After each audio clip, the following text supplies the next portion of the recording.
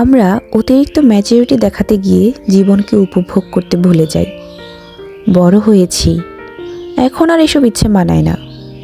লোকে কি ভাববে, সমাজের চোখে ছোট হব, এখন আর এসব বাচ্চামি আমাদের সাজে না।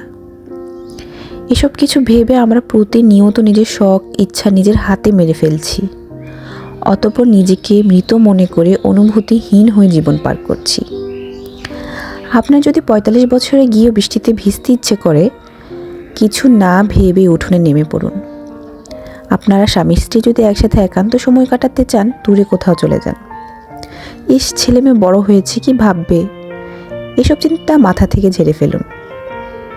বুড়ো বয়সে যদি আপনার ভালোবাসার অর্ধাঙ্গিনীর চুলে বেনি করতে মনে চায়, তাও করুন। নাতিপুতি হয়েছে তো কি হয়েছে, আনন্দ নিয়ে জীবন কাটান। কলিগের সাথে আড্ডায় বসে যদি আপনাকে ফর্মালিটি মেনটেন করতে হয়, তাহলে আড্ডা থেকে চলে আসুন। পাড়ার দোকানে চা নিয়ে ছোটকালের বন্ধুর সাথে আড্ডায় মাতুন, অন্তত মন খুলে কথা বলতে পারবেন।